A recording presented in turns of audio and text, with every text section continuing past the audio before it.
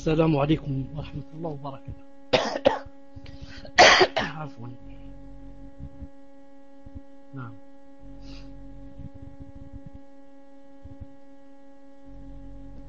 إن الحمد لله نحمده ونستعينه ونستغفره ونعوذ بالله من شرور سيئات أعمالنا. من يهده الله فلا مضل له ومن يضلله فلا هادي له، وأشهد أن لا إله إلا الله وحده لا شريك له، وأشهد أن محمدا صلى الله عليه وسلم عبده ورسوله. يا أيها الذين آمنوا اتقوا الله حق تقاته ولا تموتن إلا وأنتم مسلمون. يا أيها الناس اتقوا ربكم الذي خلقكم من نفس واحدة وخلق منها زوجها وبث منهما رجالا كثيرا ونساء، واتقوا الله الذي تساءلون به والأرحام إن الله كان عليكم رقيبا. يا أيها الذين آمنوا اتقوا الله وقولوا قولا سديدا يصلح لكم أعمالكم ويغفر لكم ذنوبكم، ومن يطع الله ورسوله فقد فاز فوزا عظيما. ألا إن أصدق الكلام كلام الله، وخير الهدي هدي محمد صلى الله عليه وسلم،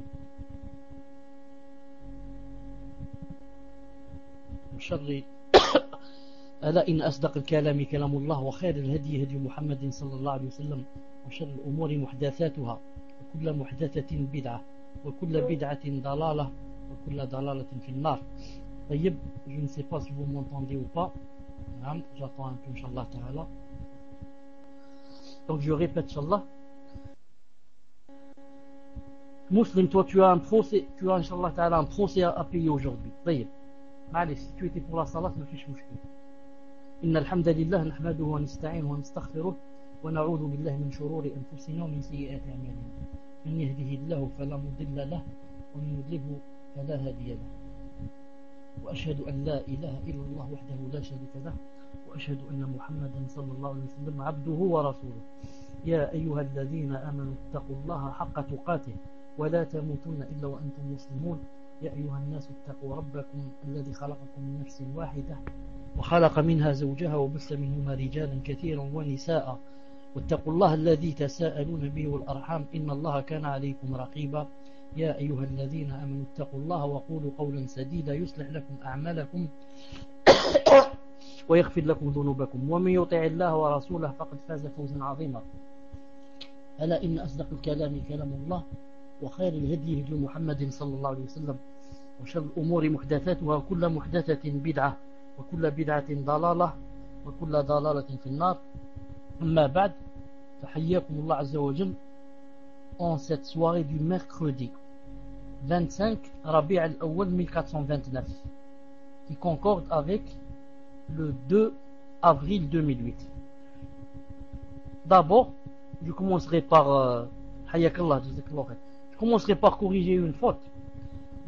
Cela fait à peu près 25 jours ou là que je suis revenu du voyage, comme vous savez, et que à chaque fois quand je dis la date en arabe, je dis Safar, alors qu'on était Rabi' al-Awwal, alors qu'on est toujours Rabi' al-Awwal. Donc toutes les fois où j'ai dit Safar, il fallait dire Bi'idna Azza wa Jalla Rabi' al-Awwal. Nous sommes, Inch'Allah Ta'ala, avec le 14e cours de la personnalité musulmane du docteur Mohammed Ali al-Hashimi. Nous allons lire ce qu'on a dit, la dernière chose qu'on a dite Ibn Azza wa Jal. Nous allons lire la dernière chose qu'on a dite Ibn Azza wa Jal, juste comme révision. Et on va commencer, Inch'Allah Ta'ala, et on va terminer Ibn Azza wa Jal. Pour vous rappeler, nous sommes toujours dans le chapitre elle est dévouée et prévenante envers son mari. Et nous sommes dans le sous-chapitre qui dit nous sommes dans le chapitre son comportement vis-à-vis de son mari, le comportement de la musulmane vis-à-vis de son mari. Nous sommes dans le sous-chapitre troisièmement, elle est dévouée et prévenante envers lui. Tayyib, Bismillah ar-Rahman ar-Rahim. Au cas où l'époux s'avérerait qu'il ne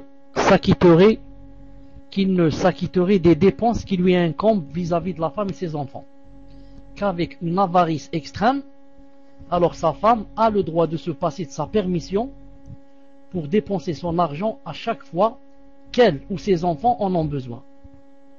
On rapporte que Hind bint Utba radiyallahu ta'ala anha, l'épouse d'Abu Sufyan radiyallahu ta'ala anhu, est venue voir le messager d'Allah sallallahu alayhi wa sallam et lui a dit: ô messager d'Allah,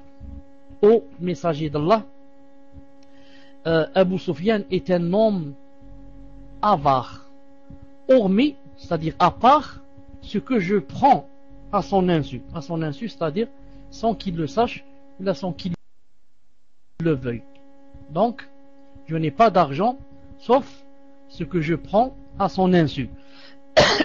C'est-à-dire elle prend pour elle et pour ses enfants. Elle a dit: il ne me donne pas de quoi nous suffire, moi et mes enfants. Alors le messager alayhi salam lui a dit: prends de quoi suffire selon le bon usage à toi et à tes enfants. Donc ce hadith qui est authentique, apporté par Bukhari et Muslim, nous enseigne que tout en autorisant l'épouse à faire des dépenses à l'insu d'un époux avare, le prophète alayhi salam la responsabilise en lui indiquant qu'elle doit le faire dans le cadre du bon usage. Donc, subhanallah al-azim, l'homme, quand il se marie avec une femme, il a pour principal, disons, tâche de dépenser pour sa femme et ses enfants. Maintenant, si celui-là devient avare et ne lui donne pas ce qui lui suffit à elle et à ses enfants pour manger et pour s'habiller, par exemple, du nécessaire, dans ce cas, l'islam lui permet qu'elle prenne de son argent sans qu'il sache, mais avec deux conditions. La première, qu'elle soit vraiment dans la nécessité, naam. Et la deuxième, c'est que quoi? C'est que elle prend seulement, naam, yani, comment dirais-je ici? Elle prend selon le bon usage. Elle prend selon le bon usage. C'est-à-dire, elle ne prend pas ce dont elle n'en a pas besoin. Si il n'a pas laissé l'argent pour manger, elle prend, naam, elle prend quoi? Elle prend pour manger. Si il lui a pas donné, naam, de quoi acheter la nourriture à pour les enfants, elle prend pour nourrir les enfants. Mais elle prend pas, yani, en plus. C'est-à-dire, elle prend seulement selon le bon usage. Sinon, bien sûr, elle devient quoi? Elle devient, yani, elle rentre dans les péchés.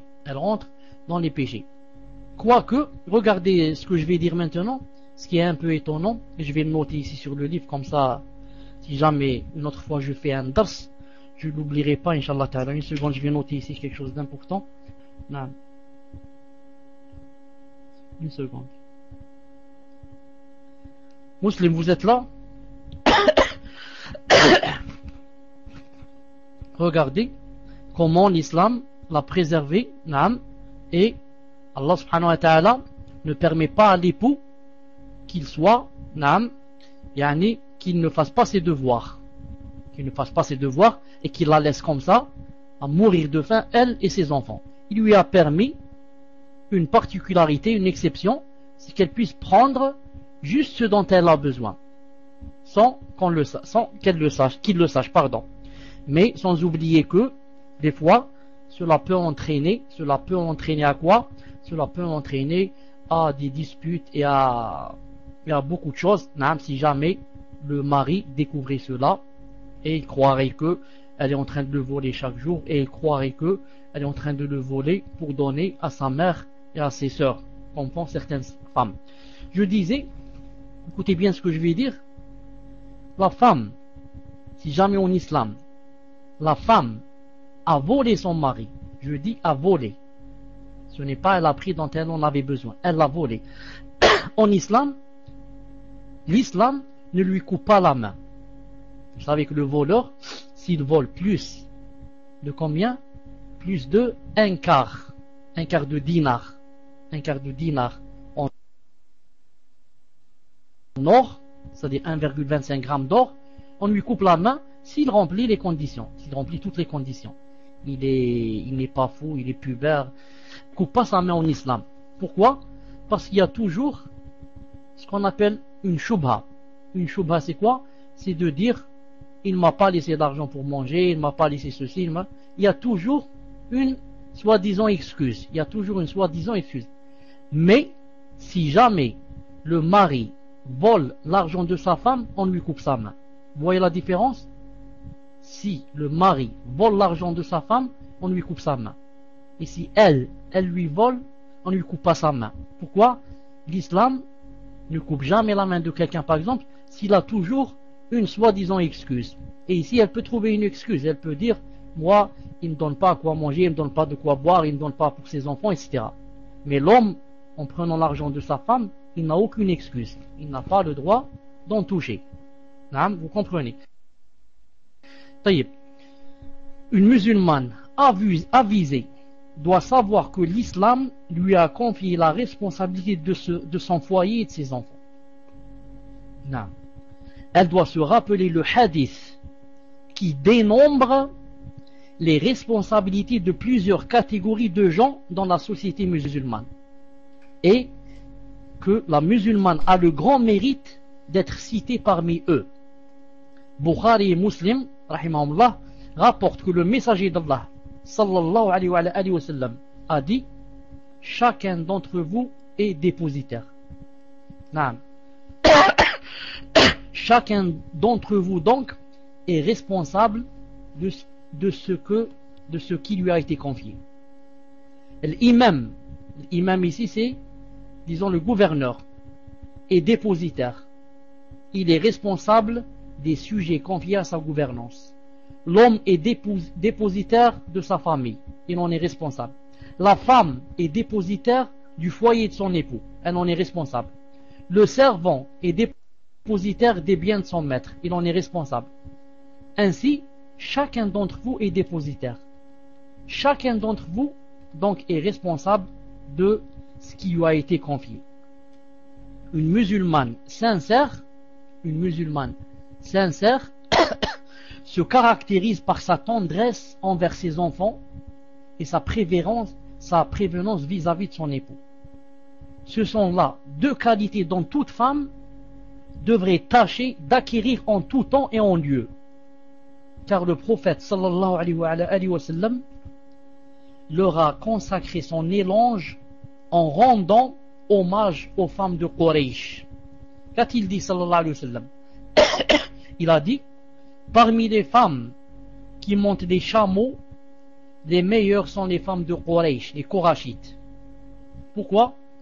Elles sont les plus tendres pour les enfants en bas âge et celles qui gèrent le mieux les biens de leur mari. Regardez, Sharh Sahih Muslim, volume 9, page 81. Pourquoi le prophète sallallahu alayhi wa sallam a fait l'éloge et a vanté les mérites des femmes des Qurashites? Pourquoi? Elles ont deux qualités. La première, elles sont les plus tendres pour les enfants en bas âge. Et deuxièmement, ce sont celles qui gèrent le mieux les biens de leur mari. Ces paroles du prophète alayhi salam représentent certes un témoignage d'honneur en faveur des femmes qurashites, tout en interpellant toute musulmane à suivre leur exemple. Car la tendresse envers les enfants et la prévenance vis-à-vis de l'époux sont deux qualités de valeur qui contribuent à la réussite du mariage ainsi qu'à l'épanouissement de la société. Être attentive à son époux, s'intéresser à tout ce qui le concerne, prendre soin de lui, lui tenir compagnie, partager ses goûts et lui manifester les sentiments les plus tendres en vue de le rendre heureux, constitue une conduite qui devrait susciter la fierté de toute épouse.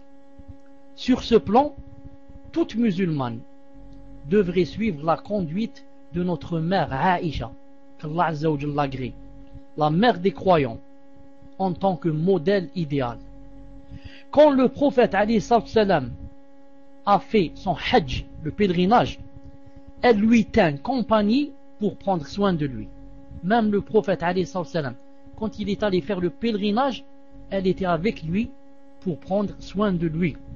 Elle se montra même attentive à sa toilette et à son parfum en s'en occupant. Cela est confirmé par plusieurs hadiths rapportés par Bukhari et Muslim.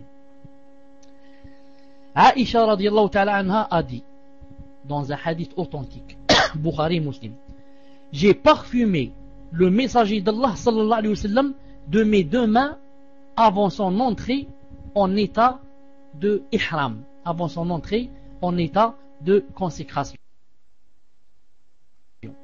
J'ai parfumé le messager d'Allah de mes deux mains avant son entrée en état d'ihram. Et quand il en est sorti, avant de faire le tawaf autour de la Kaaba. Et aussi, quand il est sorti de son état de consécration, je l'ai parfumé aussi. Bukhari Muslim rapporte aussi que Aïcha, notre mère, radiallahu ta'ala anha, a étendu c'est le messager sallallahu alayhi wa sallam de mes deux mains que voici avant son entrée en état de consécration et quand il en est sorti avant de faire le tawaf autour de la Kaaba. Alors Urwa ibn Zubayr a dit, ayant interrogé Aïcha qu'Allah l'agrée, quel parfum le messager d'Allah mettait-il avant son entrée en état de ihram? Elle m'a répondu, le meilleur de tous les parfums. Voir Sharh Sahih Muslim, volume 8, page 100. Le meilleur de tous les parfums. Dans une autre version de Muslim, elle a dit, j'ai parfumé le messager d'Allah sallallahu alayhi wa sallam du meilleur parfum qui fut à ma disposition avant son entrée en état de consécration et quand il en est sorti avant le déferlement. Même volume, même temps. Vous voyez comment la femme, la musulmane, comment qu'elle parfume son mari, comment qu'a fait Aïcha radiyallahu ta'ala anha. Pourquoi la femme musulmane ne parfume pas telle ou ne parfume-t-elle pas son mari par exemple avant qu'il ne sorte le matin. Et quand le messager d'Allah sallallahu alayhi wa sallam observait la retraite spirituelle dans la mosquée, c'est-à-dire l'i'tikaf durant la dernière décade de Ramadan, Aïcha radiyallahu ta'ala anha lui lavait et peignait les cheveux. Subhanallah al-azim. Même dans la période de décade, l'i'tikaf, où on est loin de sa famille, etc., elle était très proche de lui, sallallahu alayhi wa sallam, Aïcha. Et elle profitait, lui qui était à la mosquée, dans la mosquée, et sa tête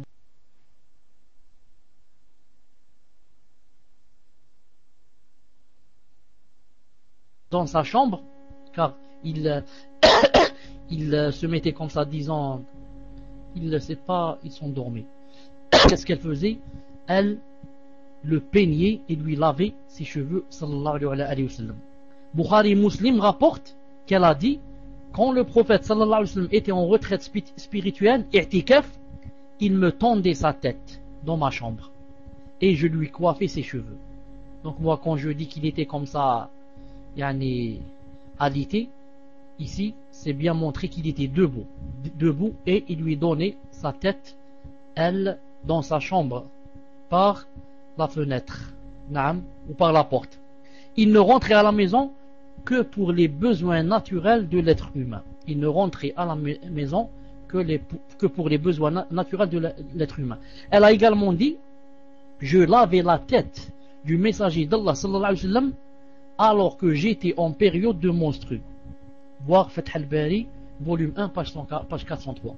Je lavais la tête du messager d'Allah sallallahu alayhi wa sallam alors que j'étais en période de menstru. Aïcha radiyallahu ta'ala anha appelait sans cesse ses contemporaines à être prévenantes envers leurs époux. Elle appelait sans cesse ses contemporaines à être prévenantes envers leurs époux.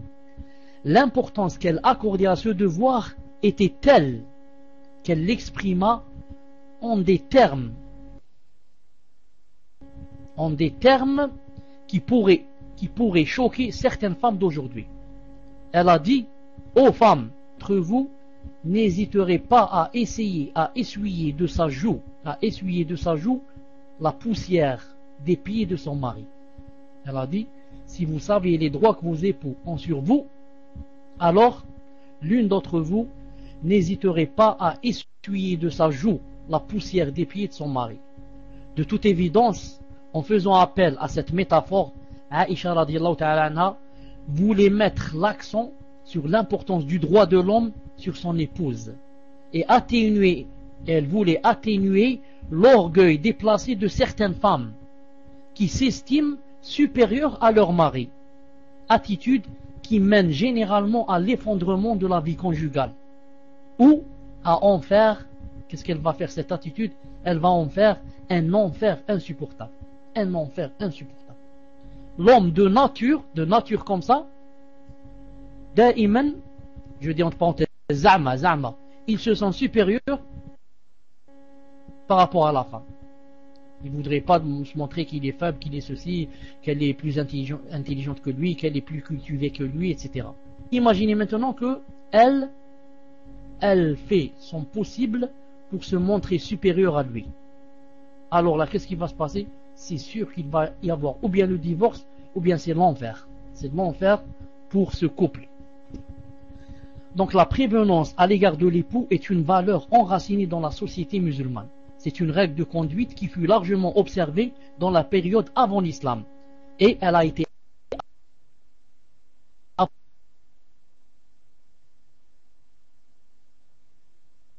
approuvée par l'islam avant d'être transmise d'une génération musulmane à l'autre.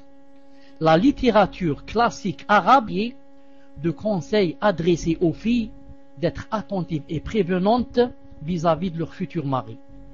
Abdul Malik ibn Umayr al-Qurashi, l'un des érudits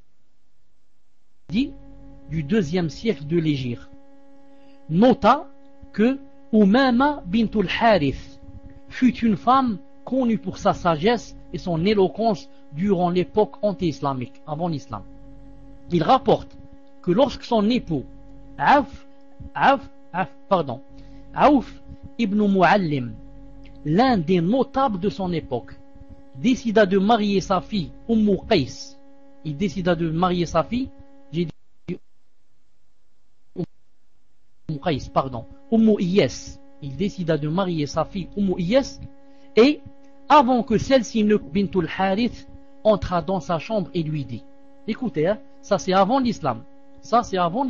Oh ma fille, si on devait se passer des conseils d'autrui parce qu'on est bien éduqué ou parce qu'on est d'origine noble, je t'en épargnerai.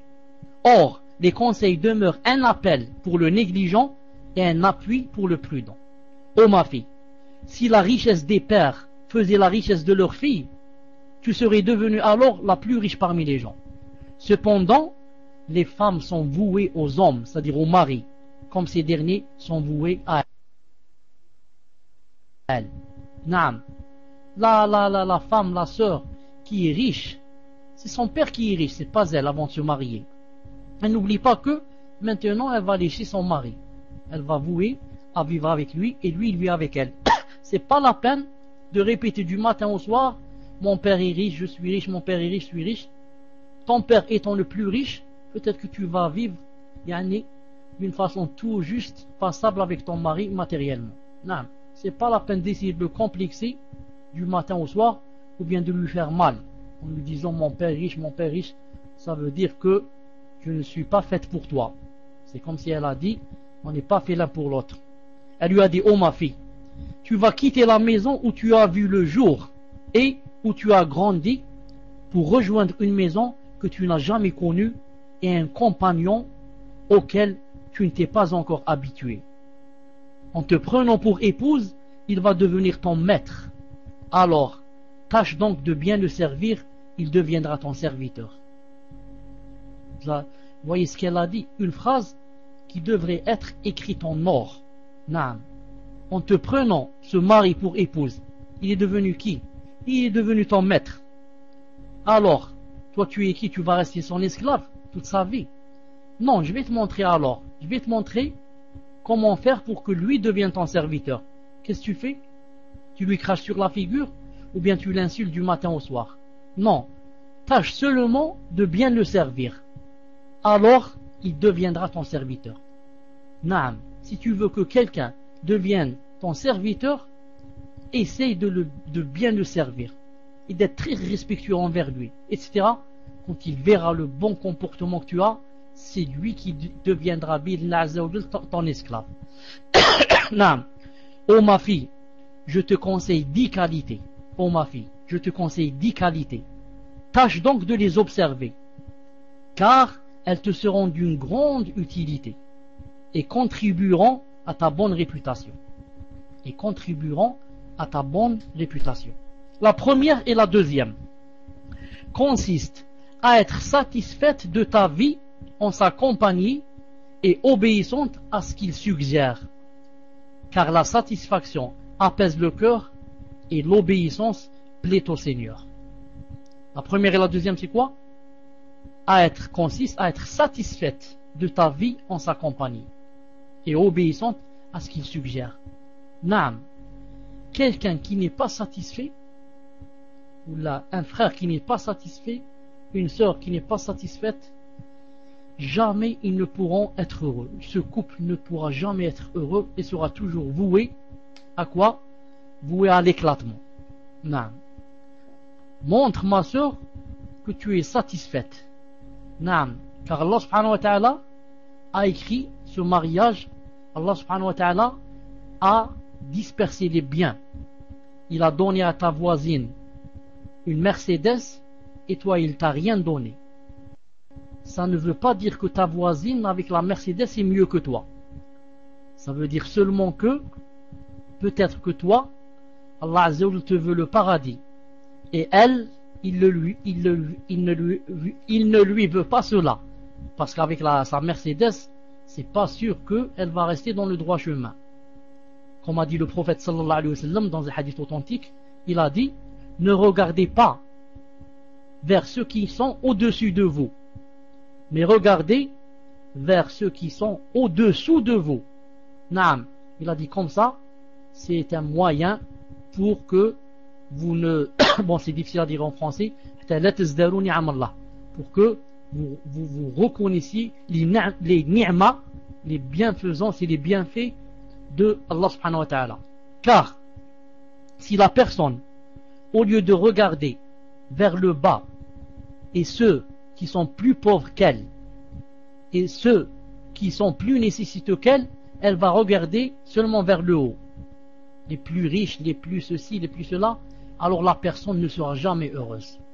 Écoutez bien ce qu'a dit le prophète sallallahu alayhi wa sallam. Il a dit: ne regarde pas celui qui est plus haut que toi, plus fort que toi, plus riche que toi.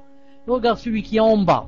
Naam, toi, quand ta paye, c'est seulement 200 €. Je crois que c'est peu. Regarde à celui qui n'en a pas du tout. Dis, alhamdoulilah, moi au moins j'ai les 200, 300 €. J'en connais qui n'ont rien. Le mois, ils n'ont rien. Naam. Toi qui as une petite voiture, dis, alhamdoulilah, il y en a qui n'ont rien. Ils marchent à pied. Et ils se déplacent avec l'autobus. Toi qui as juste une petite maladie. Naam, ne dis pas pourquoi j'ai cette maladie, pourquoi mon voisin n'a pas de maladie, mais dis, alhamdoulilah, j'en connais qui ont le cancer, et j'en connais qui ont le sida, et j'en connais qui ont les maladies les plus graves. Allah subhanahu wa ta'ala nous en préserve. Naam. C'est pour ça que si quelqu'un par exemple avait un seul œil, il dira pas pourquoi tout le monde a 2 yeux, mais il dira: il y a des aveugles qui ne voient rien. Pour marcher on les guide, pour entrer aux toilettes on les fait rentrer, on les fait sortir, ils voient rien. Moi alhamdoulilah, j'ai un œil, je vois avec. C'est comme ça si tu veux réussir. Si tu veux voir à celui qui est au-dessus de toi, tu seras toute ta vie malheureux et malheureuse. Naam. Car pourquoi? Si on te donnait 10 000 € par mois, tu dirais non, il y a les ministres et je ne sais pas qui touchent 20 000. Pourquoi moi seulement 10 000? Et si on te donnait 20 000, tu dirais non, il y a les grands là, les chanteurs, je ne sais pas qui font 100 000, 200 000 peut-être par jour. Donc je suis malheureux. Et comme ça. et tu seras toute ta vie malheureux et malheureuse. Ensuite, elle lui a dit, la troisième qualité et la quatrième, ô ma fille, consiste, écoutez, c'est très important, consiste à combler son odorat et son regard. Son odorat et son regard. Tâche, ma fille, à ce qu'il ne voie en toi aucune laideur et à ce qu'il ne sente de toi que l'odeur la plus parfumée.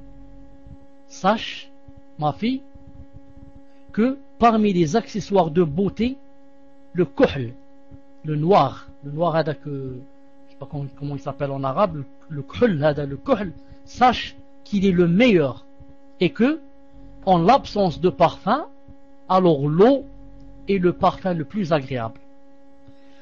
Ces deux nasiha ici sont très importantes, la troisième et la quatrième. Ô ma fille, qu'est-ce qu'elle lui a dit? Naam.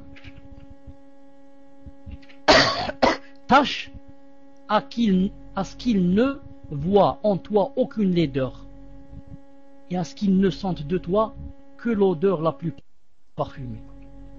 L'homme ne voudrait pas voir sa femme sale. L'homme ne voudrait pas dire à la femme va te laver. L'homme ne voudrait pas dire à sa femme tu as beaucoup de sueur, tu dégages un mauvais odorat. Il ne faut pas que la femme s'oublie, se néglige jusqu'à ce que son mari lui fasse des remarques pareilles. Ça paraît, peut-être pour certains, elles vont se dire ce n'est rien, ce n'est pas grave. C'est grave chez quelques-uns. Chez quelques-uns, c'est grave. Et certains divorcent juste à cause de la mauvaise odeur. Certains divorcent juste à cause de la mauvaise odeur, ou bien disent quoi? Disent ma femme n'est pas n'est pas propre. Ma femme n'est pas propre. Alors que si l'homme avait une mauvaise odeur ou bien n'était pas propre, cela passerait, car la femme est endurante. La femme est patiente, elle est endurante, elle a des enfants. Ce n'est pas parce qu'il a une mauvaise odeur ou là qu'elle va lui dire viens on va divorcer ou bien qu'elle va vite le jeter dehors. Surtout que l'homme a des excuses, il travaille, c'est les mauvaises odeurs dans la rue, c'est la promiscuité, ceci, cela. Quand il revient à la maison, des fois il revient avec de mauvaises odeurs. Donc la femme avisée doit faire son possible pour que il ne la voit pas laide et il ne la voit pas sale et qu'il ne sente pas en elle une mauvaise odeur. D'ailleurs, regardez le prophète sallallahu alayhi wa sallam a dit dans un hadith, c'est dommage j'ai oublié de le citer ici, il a dit que, je vous donne son sens, c'est tout, et c'est un hadith authentique bien sûr, je crois qu'il est dans le Bukhari, sinon il se trouve, il est authentifié par Sheikh Al-Albani dans Sahih Al-Jami'. Qu'est-ce qu'il a dit? Il a dit si quelqu'un de vous est en voyage et qu'il veut rentrer à la maison, il ne rentre pas de nuit. Il ne doit pas venir la nuit, car autrefois, il n'y avait pas le téléphone, par exemple. On ne pouvait pas prévenir sa femme et on pouvait arriver à 2 heures du matin du voyage. Pourquoi qu'il dit cela? Il dit qu'avant de rentrer à la maison, le voyageur doit aviser sa femme. Maintenant, de nos jours, par exemple, c'est très facile. Avec le portable que tout le monde a, il téléphone, j'arrive dans 3 jours, j'arrive dans 1 jour, je suis à l'aéroport, j'arrive dans un quart d'heure à la maison, et comme ça. Pourquoi l'islam demande cela? Pour que l'homme ne rentre pas comme ça, à l'improviste, sans que sa femme ne sache. Et alors qu'est-ce qui se passe? Et alors il peut la trouver dans un état qui ferait fuir son cœur. Il ne l'a toujours connue que belle et propre. Et elle, sachant ou bien croyant qu'il est toujours en voyage, elle dit ouf, après tout il n'est pas là. Et elle s'habille de n'importe quoi, et peut-être qu'elle reste même sale. Elle dit essentiel, quand je sais qu'il va arriver, je vais prendre la douche. Et voilà qu'il est arrivé à l'improviste. Il rentre, il est possible qu'à partir de ce jour-là, le fait de l'avoir vue dans cet état, il la déteste une fois pour toutes. Et qu'il dise, vraiment, j'ai été déçu, je ne savais pas que ma femme était comme ça. Regardez l'islam, combien qu'il voit loin, masha'Allah. Combien qu'il est prévenant, masha'Allah. Donc le meilleur parfum doit le mettre la femme en présence de son mari. Et l'un des meilleurs accessoires de beauté, c'est quoi? C'est le kuhl pour les yeux. Naam. Et sache ma fille, qu'en l'absence de parfum, maintenant ma fille, tu n'as pas de parfum. Autrefois c'est difficile d'avoir des parfums. Maintenant les parfums c'est partout. La femme, si elle veut, elle peut en avoir 20 modèles et 30 modèles, si elle veut. Sache ma fille, que s'il n'y a pas de parfum, qu'est-ce qu'il y a? Il y a l'eau. L'eau, c'est le meilleur, c'est le parfum le plus agréable. Naam. Tu n'es pas parfumé, mais alhamdoulilah, tu es propre. Tu viens de te laver, tu es propre. Naam. Tu n'as pas le parfum. La yukallifullahu nafsan illa wus'aha. Tu n'as pas d'argent pour acheter ou la ceci, cela. Tu es excusé. Mais, avec l'eau qu'il y a, je ne permets pas que tu sois sale. Ma fille, cinquièmement et sixièmement, nous sommes toujours dans les 10 recommandations. La cinquième et la sixième consiste à lui servir ponctuellement ses repas.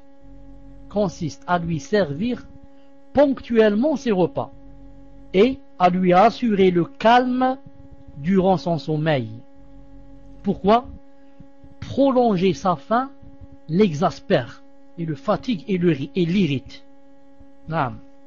Et perturber son sommeil aussi l'irrite.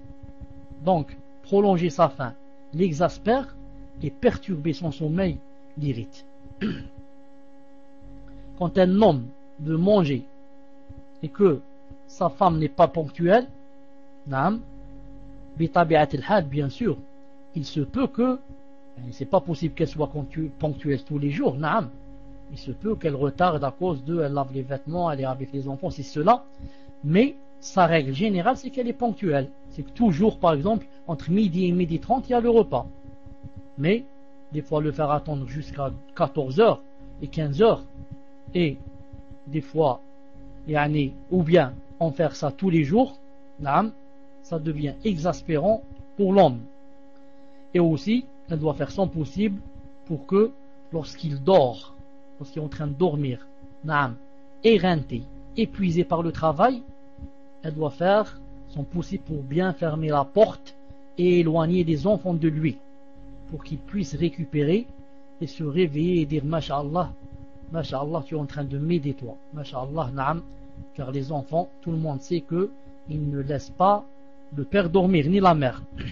La septième et la huitième recommandation consiste à prendre soin de ses enfants et ses domestiques et bien préserver ses biens, car préserver ses biens traduit la bonne gestion et prendre soin de ses enfants et des domestiques confirme la parfaite gouvernance. La neuvième et la dixième consiste enfin à ne divulguer aucun de ses secrets et à ne désobéir à aucun de ses ordres, car en divulguant ses secrets, tu as trahi ton mari, et en lui désobéissant, tu provoques sa colère. Quand je dis en divulguant ses secrets, je parle quand les choses sont naturelles. Maintenant, quand il y a un secret qu'on doit divulguer, au moment où on doit le divulguer, par exemple devant un juge, devant son père ou devant mon père, parce que ce qu'il fait est grave, etc., cela est permis, bien sûr, dans des conditions connues. Et quand elle a dit ici, et ne désobéir à aucun de ses ordres, j'ajouterai aucun de ses ordres qui sont licites, qui sont légiférés, qui sont permis. Sinon, il est interdit à obéir à un mari ou bien à quiconque si jamais il exhorte à faire le haram. Si le mari demande de faire le haram, aucune épouse ne peut lui obéir. Mieux encore, si elle lui a obéi, c'est qu'elle a désobéi à Allah. Elle a préféré obéir à son mari plutôt qu'à Allah. Donc, elle a aimé son mari plus que Allah. Ou alors, elle a eu peur de son mari plus que de le Seigneur exalté soit-il. Naam. Enfin, elle a dit, garde-toi, ô fille, ô ma fille, garde-toi. Écoutez ce qui va venir, c'est très important. Et beaucoup de femmes et aussi d'hommes ne le savent pas. Car je pense que, Inch'Allah Ta'ala, que lorsque je terminerai ce livre, je commencerai, Inch'Allah Ta'ala, la personnalité du musulman. La personnalité du musulman. Pour savoir aussi quels sont ses droits envers les femmes. Car là, en écoutant ce que je dis, il doit être content le frère. Il dit, Masha'Allah, si ma femme écoute tous ces doros, donc elle va être comme un esclave chez moi. Je lui dis, attends, que je te lise l'autre livre pour que tu saches ce que tu as comme droit envers elle. Naam. Sauf si les frères décident de ne pas m'envoyer le livre. Je ne vais pas donc faire le livre parce que je ne l'ai pas. Mais je sais que les sœurs vont l'envoyer. Naam. Pour que ça soit 1 à 1. Al-Muhim. C'est une règle en or pour celui qui connaît cette chose qu'elle va dire. Garde-toi, ô ma fille, préserve-toi, ô ma fille, fais attention, ô ma fille, de ne pas manifester ta joie quand il est triste. Ô ma fille, prends garde de montrer ta joie quand il est triste, ou bien ta mélancolie et ta tristesse quand il est joyeux. Pourquoi? Car dans le premier cas, quand il est triste, et toi tu montres qu'il est joyeuse, tu lui as manqué de respect. Et dans le second cas, quand il est triste et mélancolique, et toi tu montres que tu es joyeuse, tu le contraries. Ça veut dire que pour toi, il n'a pas de valeur.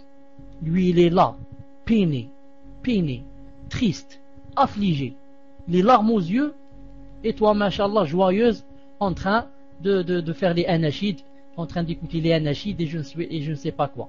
Non, qu'est-ce qu'il va dire? Il va dire vraiment, je ne suis rien pour elle. Si j'étais quelque chose d'importante pour elle, elle aurait compati avec moi. Elle aurait partagé mes tristesses. Même si elle est joyeuse aujourd'hui, elle vient d'apprendre une bonne nouvelle, mais quand même, elle devait compatir avec moi et me montrer qu'elle aussi elle est triste et me demander pourquoi tu es triste et ne t'en fais pas, Inch'Allah Ta'ala ça passera, qaddar Allahu ma sha fa'al, c'est juste un nuage et ceci et cela. Naam. Voilà ce qui réconforte le mari. Tâche de lui manifester ton estime, il aura plus de respect à ton égard, et sache que plus tu t'adapteras à lui et plus votre compagnie se prolongera. Sache enfin, ô ma fille, que tu n'obtiendras ce que tu désires qu'en accordant la primauté à la satisfaction de ses penchants sur les tiens, et en ce que tu aimes et en ce que tu détestes. Qu'Allah te guide pour le bon choix et te protège. Regardez le livre de Ahmed Zaki Safwat, Jamharat Kutub al-Arab, volume 1, page 145. Donc, la fille de Umama fut ensuite mariée, et grâce à ses précieux conseils, elle eut des enfants qui furent des princes et des rois dignes d'hériter de leur père. Naam. Ô ma fille, garde, qu'est-ce que c'est écrit? Naam. Garde-toi de ne pas manifester ta joie quand il est triste, ni ta mélancolie quand il est joyeux. C'est très important. Et vice-versa aussi. Vice-versa.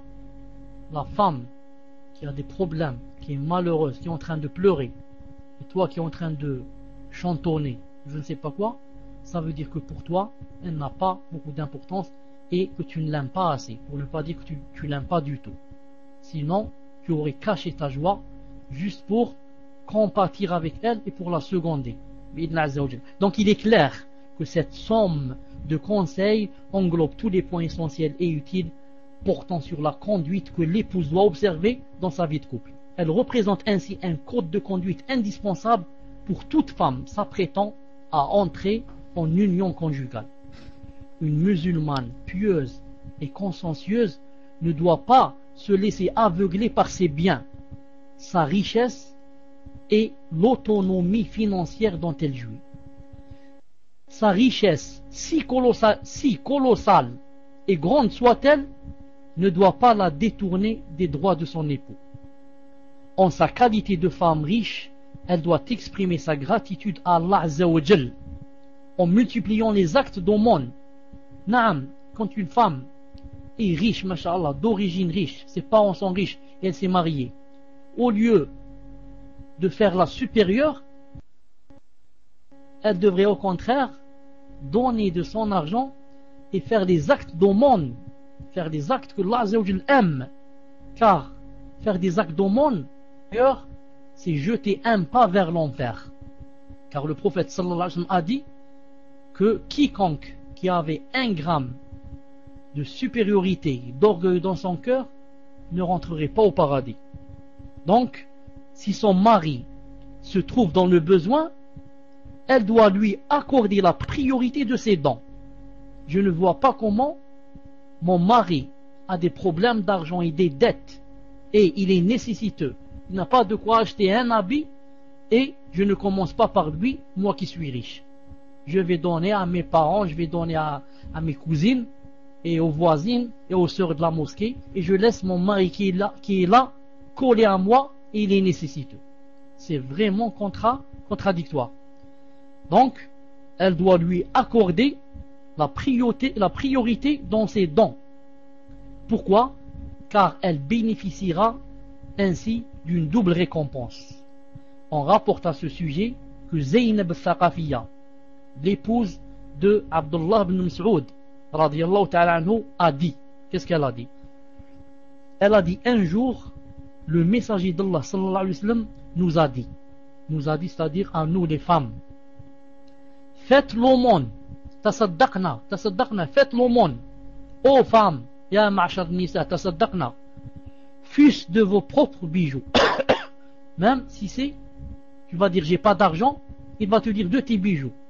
Naam, donne tes boucles d'oreilles, donne ta bague, donne ta broche, donne ce que tu as. Naam.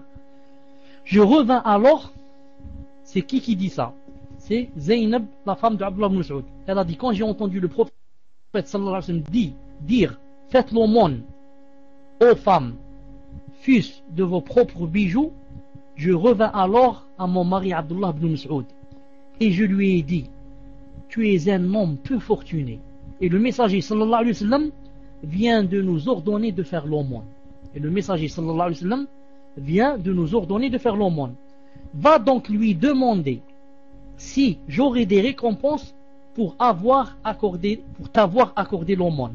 Sinon, je vais l'accorder à d'autres. Alors, qu'est-ce qui s'est passé? Quand le prophète alayhi salam a dit faites l'aumône, et elle, étant riche, elle a dit pourquoi je ne vais pas faire l'aumône, pourquoi je ne vais pas commencer par mon mari?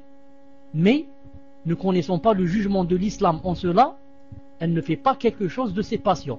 Elle doit d'abord demander au prophète sallallahu alayhi wa sallam s'il est permis de faire l'aumône à son mari. Alors, elle a dit, va lui demander, elle a dit à son mari, va demander au messager d'Allah sallallahu alayhi wa sallam. S'il dit c'est permis, je voudrais commencer par toi. Non, si ce n'est pas permis, tu vais le donner à d'autres gens nécessiteux. Non. Alors, son mari, qu'est-ce qu'il a répondu? Il lui a dit, demande-lui toi-même. Non, va toi-même demander. Non, je ne peux pas demander une chose pareille. Alors, ajouta Zaynab, je me rendis chez le messager d'Allah sallallahu alayhi wa sallam. Et au seuil de sa porte, je rencontrai une femme de Médine qui venait pour le même objet que moi. Elle venait demander si on pouvait donner l'aumône à son mari. Alors, vu le grand respect que nous avions pour le messager d'Allah sallallahu alayhi wa sallam, nous attendîmes devant sa porte. Elles n'ont même pas l'audace de frapper à la porte. Non, elles attendent devant la porte. Et comme Bilal, qu'Allah Azza wa Jal l'agrée, venait de sortir de chez lui, nous lui dîmes, va voir le messager d'Allah sallallahu alayhi wa sallam et informe-le qu'il y a 2 femmes devant la porte. Et ces 2 femmes, et demande-lui si l'aumône qu'elles font à leurs époux et aux orphelins qu'elles ont en charge sera rétribuée et récompensée. Mais tâche de ne pas nous citer nommément. Ne dis pas nos noms. Dis seulement il y a 2 femmes qui demandent est-ce que c'est possible qu'elles fassent l'aumône à qui? À leur mari et aux enfants qu'ils ont. Et aux enfants qu'ils ont, les orphelins. Alors Bilal entra chez le messager d'Allah sallallahu alayhi wa sallam et lui communiqua la question. Alors le prophète sallallahu alayhi wa sallam a dit: qui sont ces 2 femmes? Alors Bilal répond: une femme des Ansar et Zaynab, répondit Bilal. Une femme des Ansar que je ne connais pas. Et Ansar, c'est-à-dire les Médinois. Et Zaynab, répondit Bilal. Laquelle parmi les Zaynab? Répondit le prophète sallallahu alayhi wa sallam. Le prophète sallallahu alayhi wa sallam connaît beaucoup de Zaynab. Laquelle? Zaynab bint Jahsh. Zaynab bint Jahsh, c'est sa femme. C'est qui les Zaynab? Il y en a beaucoup. Qu'a-t-il répondu? Il a dit: Zaynab, la femme de Abdullah ibn Mas'ud. Alors le messager d'Allah sallallahu alayhi wa sallam lui dit: dis-leur que lorsqu'elles donnent l'aumône à leur mari, elles auront 2 récompenses. L'une pour avoir entretenu des liens de parenté et l'autre pour avoir fait l'aumône. Hadith rapporté par Bukhari et Muslim. Voir Fath al-Bari, volume 3, page 328 et Sharh Sahih Muslim, volume 7, page 86. Donc, qu'a dit alayhi salatu salam? Dis-leur qu'elles auront 2 récompenses et non pas une seule. L'une pour les liens de parenté et l'autre pour avoir fait l'aumône. Et remarquez ici, remarquez quoi?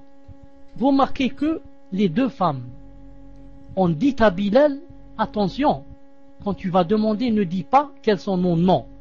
Pourquoi? Elle voudrait pas que le prophète sallallahu alayhi wa sallam sache qu'il a dérangé. Elles disent: tu dis 2 femmes et ça s'arrête là. Et lorsque le prophète sallallahu alayhi wa sallam a dit: c'est qui ces 2 femmes? Bilal a dit: l'une d'elles s'appelle Zaynab. Il a dit: qui Zaynab? Il a dit: Zaynab, la femme de Abdullah ibn Mas'ud. Donc, si quelqu'un nous dit, par exemple, ne faites pas cette chose, et le prophète alayhi sallam nous dit faites-la, on doit obéir au prophète sallallahu alayhi wa sallam et désobéir à l'autre. Comme a dit le Coran: An-nabiyyu awla bil mu'minina min anfusihim. Le prophète, le messager, a la primauté sur tous les croyants. Si ton père te dit par exemple: ne divorce pas ta femme, et le prophète alayhi sallam te dit: divorce-la, tu dois la divorcer et ne pas dire: je dois obéir à mon père. Tu obéis à ton père si ça ne se contredit pas avec ce que dit le prophète et ce que dit Allah Azza wa Jalla. Si ça se contredit, tu commences par ce qu'a dit Allah et son prophète. Ensuite vient ton père en deuxième position. Et le contraire est valable. Si le prophète alayhi sallam, par exemple, te dit: ne divorce pas ta femme, et ton père te dit: tu la divorces ou se termine entre nous.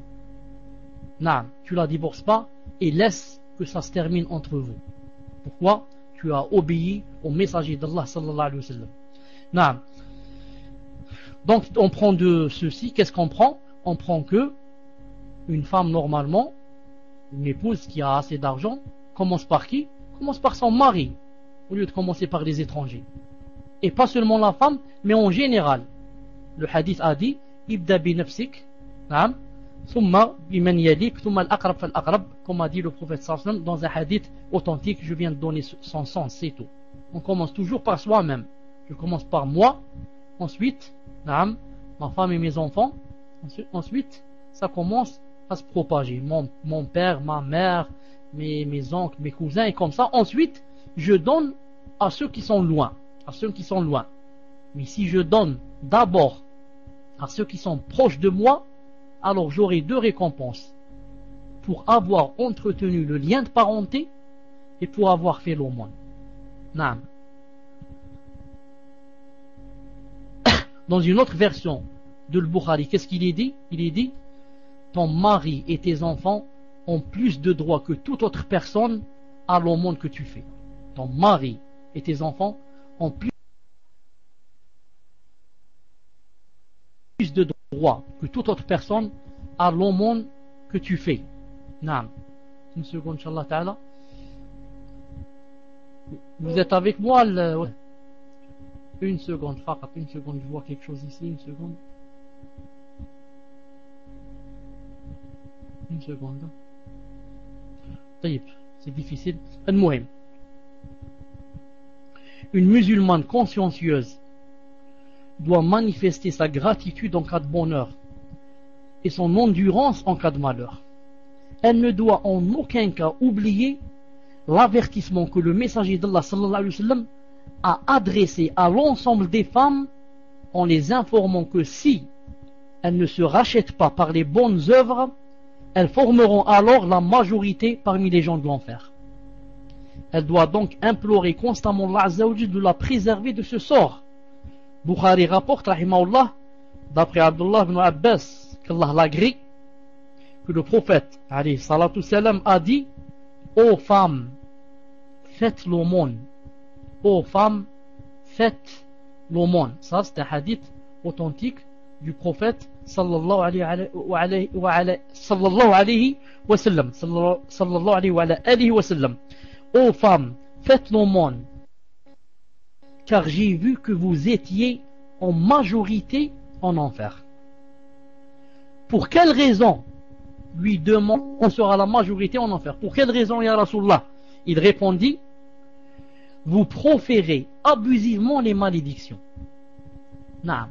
Comme ça, sans raison, juste l'enfant il se trompe, une petite faute, malédiction. La'anatallah alik, la'anatallah ala sis, la'anatallah ala kada. Naam. Et vous êtes ingrate envers vos époux. Et vous êtes ingrate envers vos époux. Fath al-Bari, volume 3, page 325, Sahih Muslim, volume 2, page 65. Dans une autre version de Bukhari, le prophète sallallahu alayhi wa sallam a dit: elles sont ingrates envers leurs époux et n'avouent pas les bienfaits que ces derniers leur accordent. Si tu combles l'une d'entre elles des bienfaits ou les deux bienfaits durant toute ta vie, puis elle constate le moindre comportement déplaisant de ta part, elle te dira: je n'ai jamais reçu la moindre bienfaisance de ta part. Fath al-Bari, volume 1, page 83. Naam. La femme, a dit le prophète sallallahu alayhi wa sallam, si tu la combles de bienfaits durant toute ta vie, ensuite elle constate le moindre comportement déplaisant de ta part, alors qu'est-ce qu'elle te dira?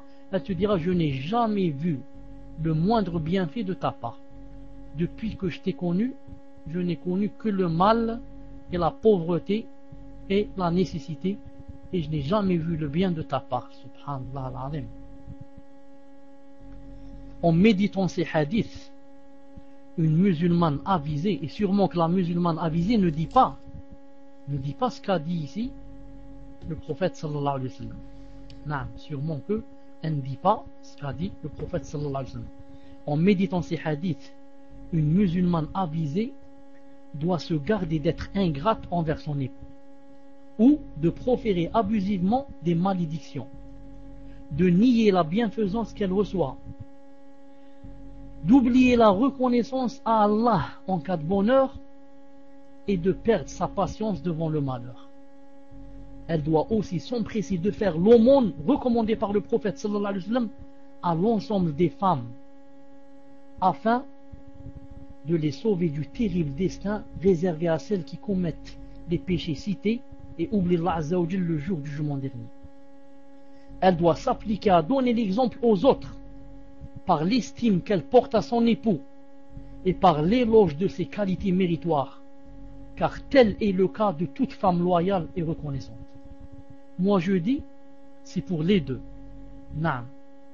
La femme doit ne pas oublier de vanter les mérites de son mari, ou bien devant sa famille à elle, en disant: moi, alhamdoulilah, Allah Ta'ala m'a donné un homme, même s'il a des défauts, comme tout le monde en a, mais au moins je reconnais que ses qualités dépassent ses défauts, ou bien que ses défauts se noient dans la mer de ses qualités.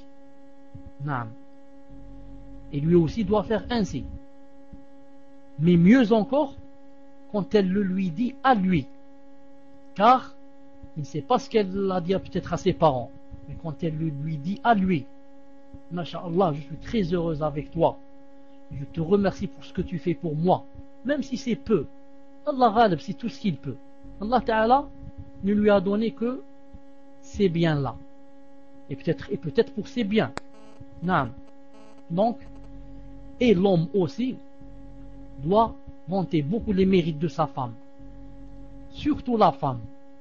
Elle en a beaucoup plus besoin que l'homme, car la femme est sentimentale et elle est vite touchée.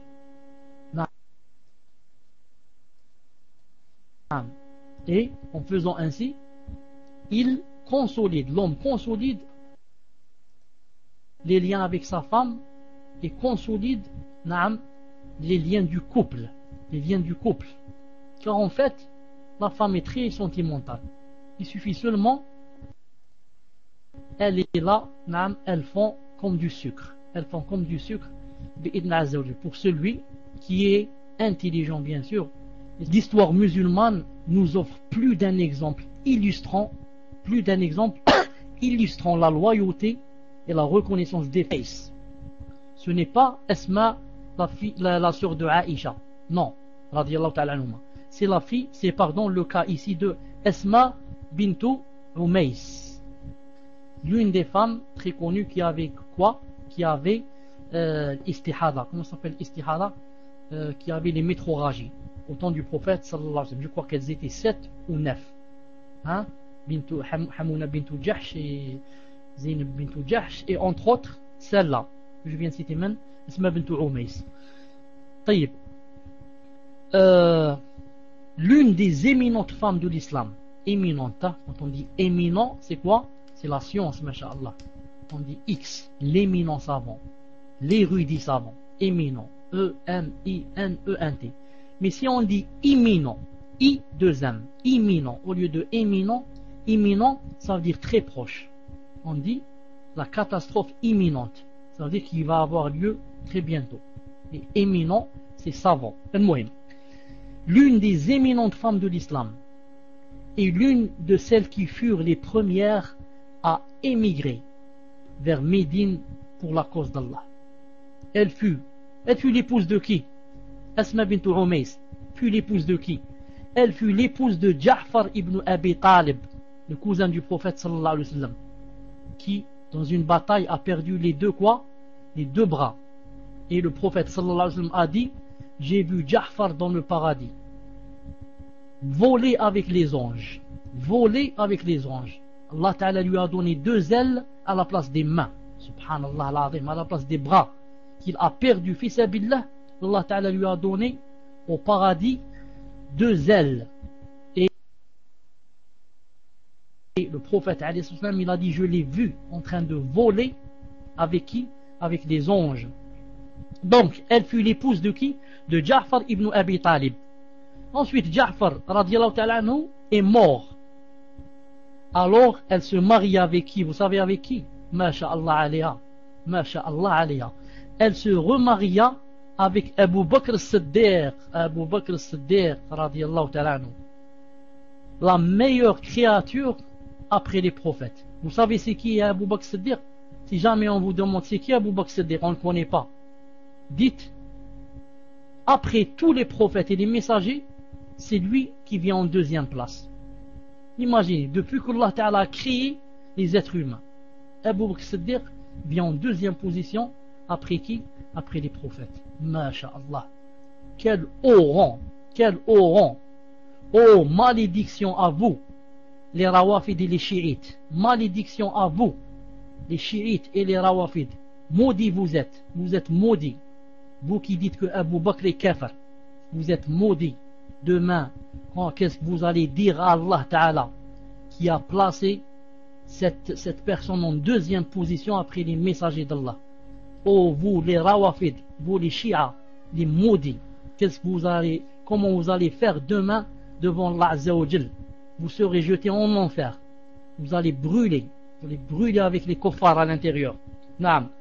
Et quand Abu Bakr Siddiq radiyallahu ta'ala anhu est mort, radiyallahu ta'ala anhu, elle se remaria la 3e fois avec qui? elle se remarie avec qui? Ça peut vous tomber ça dans un concours très bientôt. Elle se remaria avec Ali ibn Abi Talib, le cousin du prophète, radiyallahu ta'ala anhu, le gendre du prophète, sallallahu alayhi wa sallam, l'épouse de Fatima, le père de Hassan et Hussein, et Omar et Abu Bakr, radiyallahu ta'ala anhu. Ce qui est étonnant chez les Rawafid et les chiites, c'est qu'ils feignent, je dis ils feignent, c'est-à-dire ils font semblant. Ils font semblant de ne pas savoir que Ali ibn Abi Talib, qu'ils vénèrent et qu'ils adorent à la place de Dieu, qu'ils vénèrent et qu'ils adorent à la place de Dieu, ils font semblant de ne pas savoir que quoi? Qu'il avait aussi un enfant qui s'appelait Abu Bakr et qu'il avait aussi un enfant qui s'appelait Omar. Ils font semblant et ils veulent essuyer l'histoire, mais ils ne peuvent pas. Les livres en témoignent. Les livres des chiites eux-mêmes, des anciens chiites, des anciens témoignent que quoi? Que Ali ibn Abi Talib s'était marié, je ne sais pas, 10, 15 avec 20 femmes, et qu'entre autres, il avait un enfant qu'il a appelé Omar, que eux, les maudits, disaient les kafirs, et qu'il avait un enfant qu'il a appelé aussi, il a appelé aussi Abu Bakr, subhanallah al-azim. Naam. Naam, j'ai oublié même de dire qu'il avait aussi une fille qui s'appelait Aïcha, qu'il a appelé aussi une fille Aïcha radiyallahu ta'ala anha. Et peu de gens connaissent cela, bien sûr. Pardon. Naam. Où est-ce qu'on était? Donc, qu'est-ce qu'elle a, Asma bint Umays? Il s'est marié avec Ja'far, ensuite Abu Bakr, ensuite Ali ibn Abi Talib. Qu'est-ce qu'elle a celle-là? Un jour, chacun de ses deux enfants, Muhammad, qui venait du premier mari de Ja'far, et Muhammad aussi, qui venait de Abu Bakr, chacun de ces deux vanta sa gloire en avançant que son père avait plus de mérite que celui de l'autre. Un jour, elle entendit qui? Elle entendit son fils Muhammad, celui qui vient de Ja'far, dire que Ja'far est mieux, par exemple, que Abu Bakr Siddiq. Et alors, le deuxième fils, qui s'appelle Muhammad aussi, qui est le fils de Abu Bakr, a dit Abu Bakr c'est le meilleur des gens, par exemple. Alors, son troisième mari, Ali ibn Abi Talib, radiyallahu ta'ala anhu, qui écoutait ce qu'il disait, demanda à leur mère Asma de mettre fin à cette polémique. Il lui a dit, écoute ce qu'ils disent, yani, mets fin à cette polémique. Elle leur dit alors, je n'ai jamais vu un arabe meilleur que Ja'far, ni un adulte, je n'ai jamais vu un jeune arabe meilleur que Ja'far, ni un adulte arabe toujours dépassant Abu Bakr en mérite. Vous avez remarqué comment qu'elle a répondu? Je n'ai jamais vu dans les jeunes mieux que Ja'far, et dans les plus âgés, des adultes, mieux que Abu Bakr. Et c'est là que Ali ibn Abi Talib a dit, si tu avais répondu autrement, je t'aurais haï, je t'aurais détesté. Et pourtant, tu ne m'as laissé aucune part de mérite. Pourtant, tu ne m'as laissé aucune part de mérite. C'est-à-dire, tu ne m'as pas cité avec ces deux-là. Tu ne m'as pas cité avec ces deux-là. Non. Une seconde. Non. Alors elle lui répondit, qu'est-ce qu'elle lui répondit? Elle lui répondit, trois hommes dont tu fais partie, même à un degré moindre de mérite, sont certes méritants. Sont mes maris. Trois hommes dont tu fais partie, même si ton mérite est moins, mais n'oublie pas que, puisque tu en fais partie, donc vous êtes tous les trois méritants. Écoutez ce qu'il dit ici. Quelle réponse judicieuse! Quelle réponse judicieuse! Elle reflète la sagesse, l'intelligence et la courtoisie. Elle a accordé à chacun de ses époux défunts, morts, sa part d'estime. Puis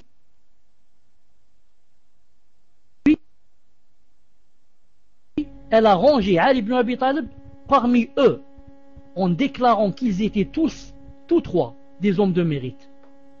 Cette réponse n'est pas fortuite, elle n'est pas venue comme ça par hasard. Elle relève de la loyauté qu'avait Asma envers chacun de ses époux. Elle est bienveillante et déférente envers ses parents. Le quatrième cours, Inch'Allah Ta'ala, elle est bienveillante, pardon, c'est pas le quatrième cours, quatrième sous-chapitre qui va venir, elle est bienveillante et déférente envers ses parents. Je vais répondre à seulement quelques questions parce que je suis, Inch'Allah Ta'ala, fatigué. On commence par Saoudia. Tafadlali, Inch'Allah Ta'ala. Et je dis, pour ceux qui enregistrent seulement le dars, je dis Subhanakallahumma wa bihamdik, ashhadu an la ilaha illa anta, astaghfiruka wa atubu ilayk. Assalamu alaykum wa rahmatullahi wa barakatuh.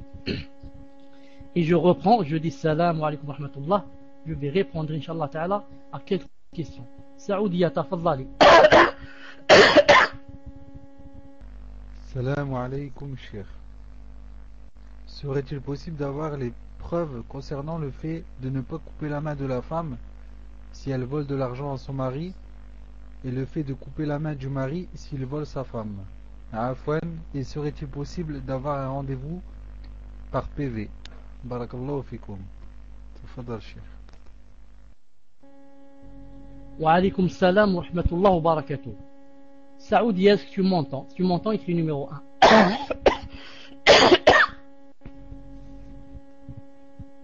Alhamdulillah. طيب واسمك comment il s'appelle? Muslim.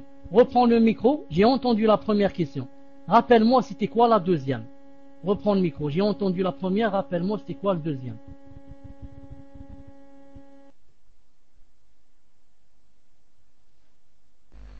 La deuxième, Cheikh, c'est pas vraiment une question. Yani, elle demande un rendez-vous en PV. Elle demande si c'est possible d'avoir un rendez-vous en PV. Tfadal, Cheikh. Alaykoum salam wa rahmatullah. Fi saut? Naam. En ce qui concerne le fait de couper la main du mari s'il vole sa femme et pas le contraire. Je dis à ma sœur Saoudia que j'ai lu cela dans le livre qui est très connu de Cheikh Ibn Uthaymin rahimahullah, qui s'appelle Al-Sharh al-Mumti'. Al-Sharh al-Mumti'. C'est un livre qui est très connu, qui a 9 ou 12 tomes, cela dépend des comment on appelle, des imprimeries. C'est là que j'ai lu cette chose, qu'il a dit que en islam, la femme, on ne lui coupe pas la main, car elle a toujours une shubha. Elle a une shubha, elle peut dire c'est mon droit, il ne me donne pas de l'argent. Mais le mari, non, il n'a aucune excuse. Tu trouveras ça dans le livre Sharh al-Mumti'. Et si tu as l'internet ou le Google ou là, tu trouveras ça très facilement, Inch'Allah Ta'ala. Maintenant, si c'est vraiment important et que tu ne trouves pas la prochaine fois, Inch'Allah Ta'ala, quand on se rencontre, tu me diras et je te chercherai je chercherai moi-même dans le livre où j'ai lu ça. Parce que je l'ai noté quelque part chez moi aussi.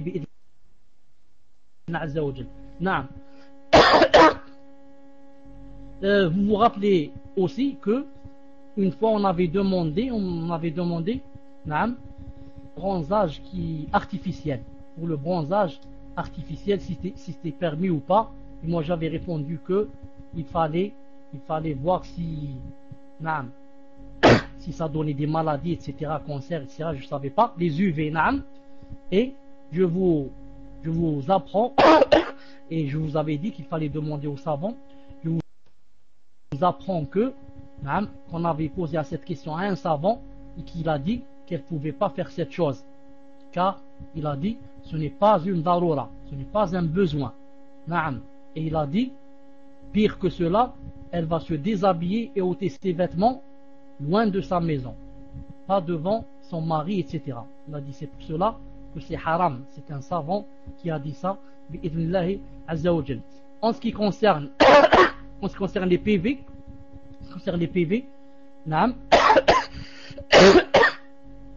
ces temps-ci, vous m'excusez en ce qui concerne les PV. Porte Saoudia, Inch'Allah Ta'ala, vous m'excusez pendant ces temps parce que je suis un peu fatigué. Et d'ailleurs, j'ai aujourd'hui rendez-vous avec 2 ou 3 à qui je devais rentrer en PV. À ces 2 ou 3 aussi, je leur dis de m'excuser aujourd'hui.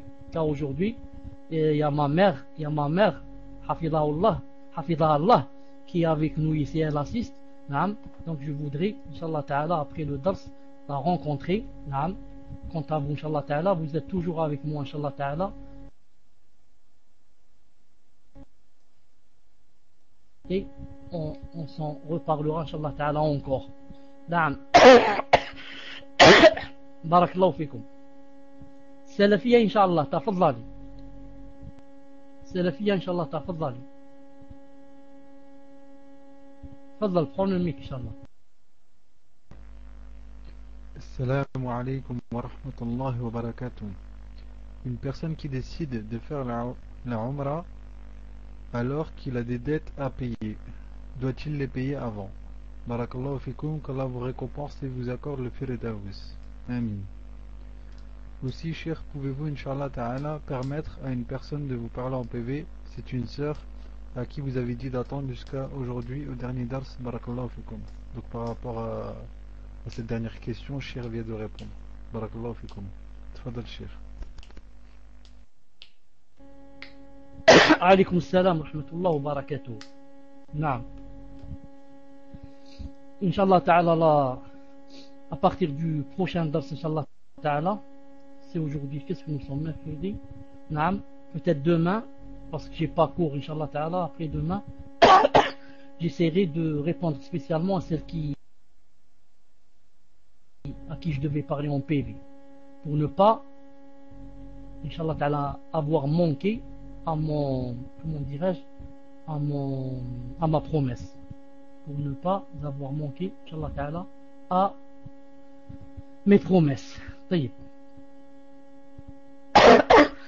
Afouane.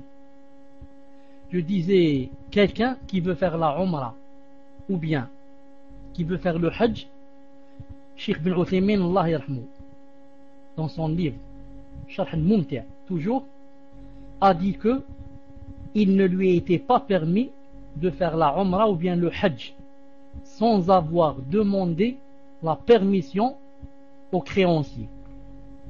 C'est-à-dire, si mon voisin m'a prêté par exemple 1000 euros et maintenant je veux aller au Hajj ou bien à la Umrah, qu'est-ce que je vais faire? Je vais chez mon voisin et je lui dis, voilà, j'ai l'intention de faire le Hajj et j'ai l'intention de faire la Umrah. Est-ce que vous me permettez ou bien vous n'acceptez pas? S'il dit je permets, alors ça se fait. S'il dit je ne permets pas, je voudrais mon argent. Au lieu que tu ailles toi faire le Hajj et la Umrah et masha'Allah là-bas faire masha'Allah prendre tes plaisirs, je voudrais que tu me rendes mon argent. Alors là, on n'a plus le droit d'aller ni au Hajj ni à la Umrah. Sauf si c'est quoi? Sauf si ce sont des dettes qu'on paye par traitement. Par traitement. C'est-à-dire, par exemple, j'ai acheté une voiture et chaque mois, l'usine, ou la société dans laquelle j'ai acheté la voiture, chaque mois, elle prend automatiquement de mon argent, par exemple 100 euros. Et moi, en allant au Hajj,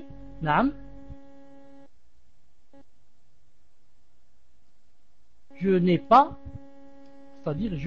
empêché cette société qu'elle prenne ses 100 euros. Elle les prend automatiquement de ma paye. Ça, Inch'Allah, tafadhali.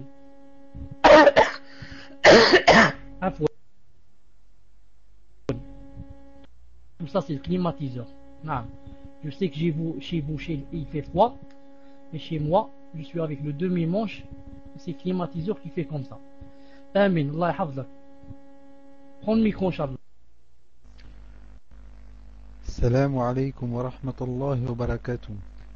Que faire si mon mari m'a divorcé il y a maintenant 5 mois, que depuis je vis chez mes parents et que dernièrement il a repris contact avec moi pour m'annoncer qu'il m'a divorcé dans la contrainte et sous l'emprise de la colère, tout en sachant qu'à la période où nous avions divorcé, nous n'étions pas au courant qu'il fallait faire la période de Ridda de 3 mois. Sommes-nous divorcés ou non auprès d'Allah? Jeune Inch'Allah, est-ce que vous avez divorcé 3 fois? Yani, est-ce que... Non. Tfadal, Cheikh. Wa alaykoum salam wa rahmatullah wa barakatuh. Non, le ghuraba, c'est pas ça. La question, c'est comme j'ai dit. Est-ce que c'est le premier divorce, deuxième ou bien troisième? Elle a dit, ce n'est pas le troisième divorce. Jannah, c'est le premier divorce. Jannah, est-ce que c'est le premier divorce? Est-ce que c'est la première fois qu'il fait cela? Premier. Taïb. Je réponds très vite avec 2 suppositions. Les savants ont dit quand quelqu'un divorce dans la colère ou dans un état coléreux, on va voir quel est le degré de sa colère. Si sa colère était au point où il ne savait pas ce qu'il disait et il ne savait pas ce qu'il faisait, alors ce n'est pas un divorce et il ne compte pas. Mais s'il était dans un état où il était conscient et juste un peu en colère et il a dit cela, dans ce cas, le divorce compte. Premièrement. Deuxièmement, c'est lui et toi, et surtout lui, qui sait s'il était dans un état de grande colère ou de petite colère. Cheikh Ibn Uthaymin a divisé la colère en 3. Il a dit la grande colère, la moyenne et la petite. Il a dit dans la grande colère, le divorce ne compte pas. Dans la petite, le divorce compte. Et dans la moyenne, où il est très colérique, mais il sait ce qu'il fait. Mais il sent que les paroles sortent d'elles-mêmes. C'est pas lui qui veut. Les paroles sortent comme ça, tellement il est énervé. La moyenne. Il a dit, dans ce cas, il a dit, pour moi, c'est-à-dire pour lui, il a dit le divorce n'est pas valable. El-Mohim. Maintenant, je vais dire autre chose. Maintenant, tu lui demanderas dans quel état il était, etc. Et tu verras si tu es divorcé ou pas. La deuxième.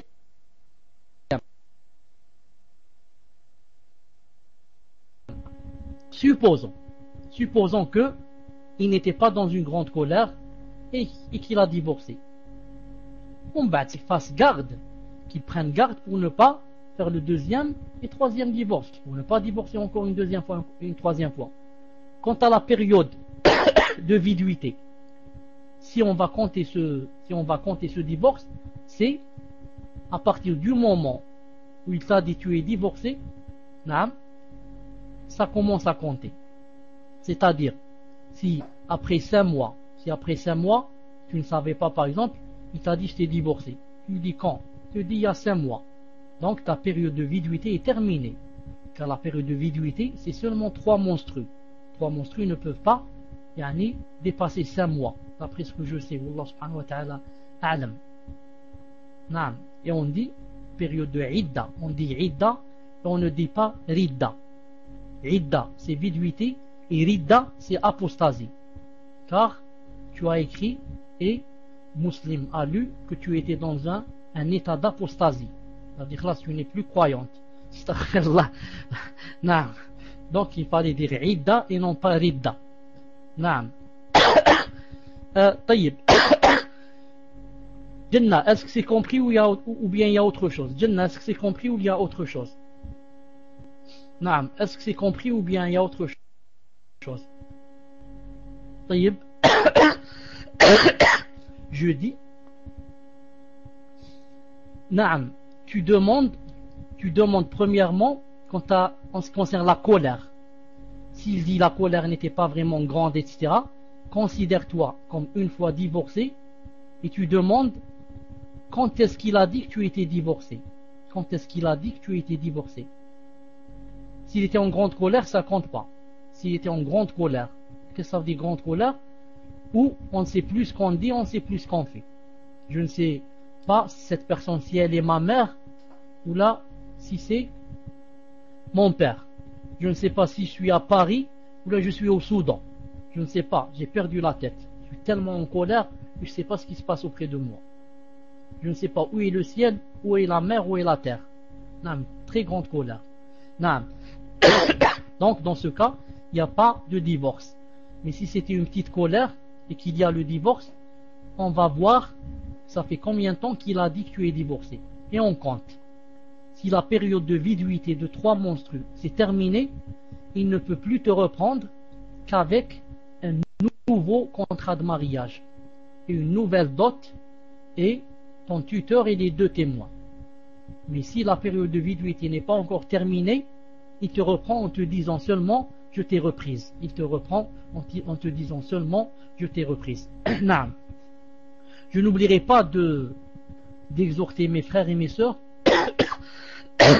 pour qu'ils fassent quelque chose fisabilillah avec leur argent, même s'ils n'en ont que peu, quelque chose qu'ils trouveront demain devant Allah Azza wa Jal quand ils mourront. Vous savez que tout ce qu'il y a dans cette vie va vite passer et qu'on va se retrouver demain devant Allah subhanahu wa ta'ala, et le meilleur de nous sera celui qui quoi? Celui qui s'est préparé pour ce jour. Et il n'y a pas une meilleure préparation que de faire quelque chose pour Allah, fisabilillah, et pour le din. Pour Allah, fisabilillah, et pour le din. Alors, regardez par exemple, il y a avec nous dans le salon certains frères et certaines sœurs qui, masha'Allah, ils disent on n'a pas d'ilm, on n'a pas de science, mais ça ne nous empêche pas, par exemple, d'ouvrir des salons et de diffuser des doros. Masha'Allah. Je connais certains gens ici, je connais même certaines sœurs, qui, les doros du matin au soir, presque 24 sur 24, malgré que certains sont mariés et ont des enfants, subhanallah. Pourquoi qu'elles font ça? Fi sabilillah. Pour que les gens apprennent le din, pour que je sois la cause, pour qu'ils apprennent, et pour que demain, Inch'Allah Ta'ala, j'aille au paradis. Naam.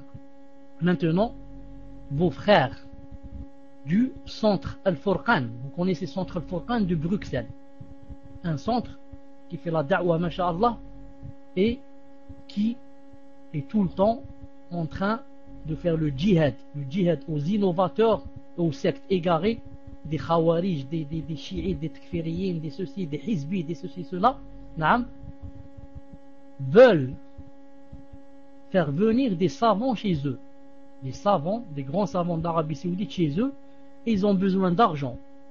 Alors,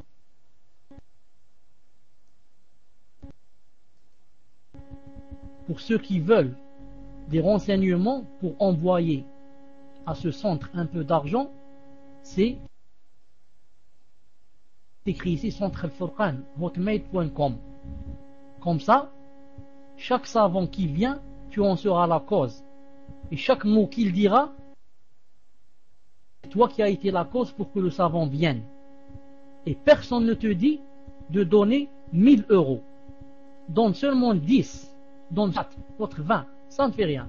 Et tu seras la cause pour que cet islam se propage. Et pour que cet islam arrive au cœur des gens. وَمَنْ أَحْسَنُ قَوْلًا مِمَّنْ دَعَا إِلَى اللَّهِ. Allah Ta'ala dit, et qui a une meilleure parole que celui qui fait la da'wa à Allah Azza wa Jal. Et toi, tu n'as pas de science pour faire la da'wa, mais Allah Ta'ala t'a donné d'autres moyens. Il t'a dit, donne seulement 10 euros et tu es en train de faire la da'wa fi sabilillah Azza wa Jal. Naam. Je dois aller parler avec ma mère, Inch'Allah Ta'ala. Naam. Comme vous aimez parler avec vos mères aussi. Moi, ma mère est loin de moi, et je vais lui parler comme ça, dans le Skype. Elle est en train de m'attendre, Hannounti. Alors, je vais vous laisser, Inch'Allah Ta'ala. Quant à vous, Inch'Allah Ta'ala, vous êtes toujours avec moi, on est ensemble. On va se rencontrer demain, après-demain, Inch'Allah Ta'ala. Et vous m'excuserez, Inch'Allah Ta'ala, de m'arrêter ici. Jazakumullahu khairan. Je vous ai beaucoup parlé de obéir à vos pères et vos mères. Il faudrait que ce soit moi le premier qui applique ça. Il faudrait que ce soit moi, bi'inna ta'ala, le premier qui applique bi'inna azza wa jal. Naam. بارك الله فيكم جزاكم الله خيرا سبحانك اللهم وبحمدك أشهد أن لا إله إلا أنت استغفرك وأتوب إليك السلام عليكم ورحمة الله وبركاته